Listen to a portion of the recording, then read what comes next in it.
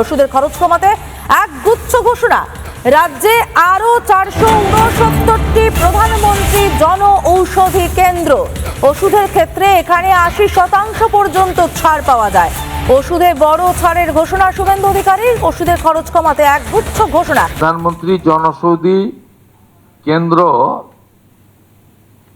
মোট 468টা করার প্রস্তাব, 469টা করার প্রস্তাব ভারত সরকারকে দিয়েছে, যাতে block health centre, BPHC, sub division hospital এবং ডিস্ট্রিক্ট হসপিটাল কভার করবে।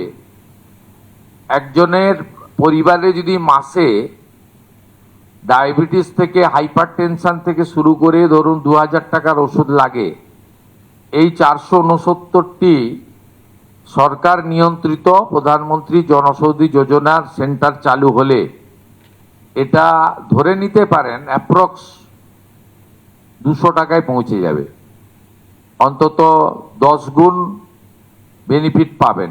এর সাথে অমৃত প্রকল্পে 50 থেকে 80% ছাড়ে ওষুধ, দুরারোগ্য ব্যাধির ওষুধ বিতরণ কেন্দ্র আমরা 80% পর্যন্ত ফ্রি থাকবে। বয়স্ক মানুষদের জন্য প্রেশারের ওষুধ, সুগারের ওষুধ বা ব্লাড সুগারের ওষুধ এবং হার্টের ওষুধ, এগুলো প্রায়শই সব বাড়িতেই 2 জন করে পাবেন যারা এই ওষুধগুলো নেয়। তো আমার মনে হয় এটা ক্রনিক ওষুধ। বিভিন্ন সময় দেখেছি বিভিন্ন শহরতলিতে এবং গ্রামীণ জায়গায় রুগীরা কম করে 3 থেকে 4000 টাকা মাসিক ব্যয় করতে হয় এই ওষুধে।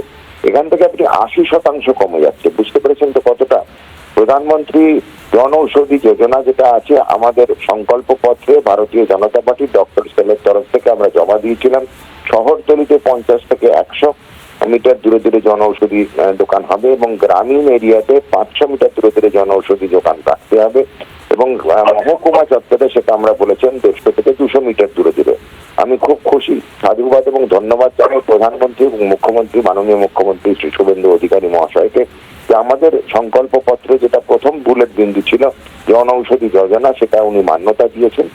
আমার মনে হয় এর থেকে ভালো অ্যানাউন্সমেন্ট আর হয় না। রুগীরা পয়সা, অর্থনৈতিক দিক থেকে অনেকটাই সহায়তা পাবে। এছাড়াও যেগুলো আমাদের মাননীয় মুখ্যমন্ত্রী বললেন, বয়স্ক মানুষদের জন্য যেসব ছাড়পত্র, এই আমূল পরিবর্তন এনেছে স্বাস্থ্য পরিষেবার এবং ঢেলে সাজানো হচ্ছে পশ্চিমবঙ্গের স্বাস্থ্য পরিষেবা। ধন্যবাদ জানাই আমাদের মুখ্যমন্ত্রী মাননীয় শ্রী শুভেন্দু অধিকারী মহাশয়।